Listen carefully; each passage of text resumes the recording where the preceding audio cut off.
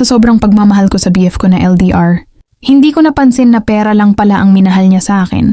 Dahil sa Dear Ate Vine, palaging dumaraan sa wall ko ang mga kwento mo, kaya nainganyo na rin akong sumulat dito sa iyong page. Ako po si Minda, 26 years old, isang OFW. May nakilala po akong lalaki sa dating app at nagpatuloy kami sa SOCMED, chat and video calls. Gwapo po siya, malakas ang appeal niya talaga. Matamis din ang mga pananalita niya. Aminin ko nahulog talaga ako sa kanya at naging kami, active siya araw-araw. Lagi niya akong inaalala, kinakamusta. 36 years old man siya at binata daw siya. Ako naman ay 40 years old single mom, may anak akong 2. Siya tanggap naman daw niya ako, kahit sino pa ako. At kung saang planeta ako galing, tok na tok ako sa kanya. Habang tumatagal ang relasyon namin, mas minamahal ko siya kahit LDR kami. Isang beses nagmotor siya papauwi ng bahay galing work. Manaplatan siya, wala daw pa siyang pera. Ako naman nagkusa na padalhan siya sa GCash niya, 2,000 pesos, naisip ko kasi. Hindi siya makakauwi kung sira ang motor niya. Sa sumunod na pagkakataon wala daw siyang pambayad ng bahay. Naupa lang kasi siya, kaya nagsabi siya sa akin na baka daw makautang muna kahit 2,000 lang. Ako naman okay lang, pinadalhan ko. Sa tuwing ganun naman, mas lalo siyang nagiging sweet sa akin at sinasabi niya na babawi daw siya pag nagkita na kami. Halos araw-araw nga kami sa video call. Pakiramdam ko mag-asawa na kami dahil nakikita naming ang isa't isa palagi. Ang katawan na pinapakita ko ang akin at nakikita ko ang kanya, then may naging problema na naman siya. Nagkasakit daw ang kapatid niya. 5,000 ulit, sabi niya.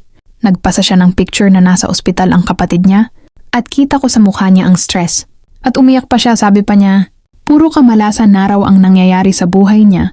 Nagsorry pa siya sa akin, nadadamay daw ako sa problema niya dahil hindi ko naman siya matiis. Pinadalhan ko ulit, pero wala pa siyang nababayaran kahit isa. Sabi niya sa akin, pag uwi ko babayaran niya ako. Sabi ko okay lang yun. Huwag mong intindihin. Tapos lagi siyang nagsasabi na mahal niya ako. Sumapit ang kaarawan niya. Treat ko daw siya ng sapatos na Adidas 7,000. Matagal na raw niya yon na pinapangarap. Kaya pinadalhan ko siya ng pambili ng sapatos niya.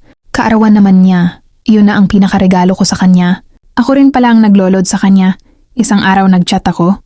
Hindi siya nagre-reply agad. Wala daw siyang load. Kaya hindi daw siya makareply. Siya pa itong naiinis dahil hindi ko siya niluadan. Siya pa ang galit, ayaw niya akong pansinin. Ako pa ang nagsorry pero ilang araw hindi siya nagparamdam.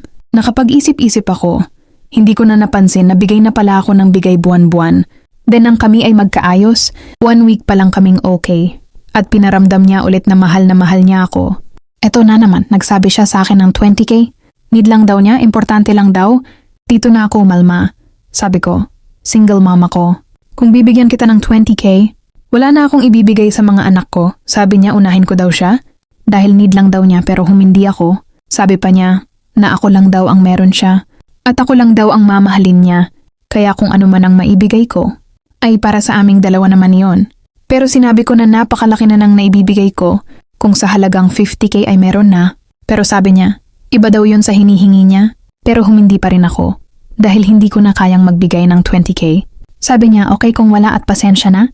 Pero kinabukasan nagulat ako pagtingin ko sa messenger niya. Nakablock na ako. Hindi ako makakilos, sobrang sakit. Ginawa ko naman ang lahat. Halos buwan-buwan ko siyang pinapadalhan. Ngayon ko lang napatunayan na pera lang ang mahal niya. At hindi ako. Minsan talaga mahirap hanapin ang tunay na pagmamahal. Kahit na ibigay mo na ang lahat, may kulang at kulang pa rin.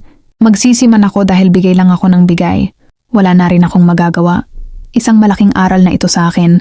Kaya sa susunod kong pag-ibig, sisiguraduhin kong mas matalino na ako sa pagpili ng lalaking mamahalin ko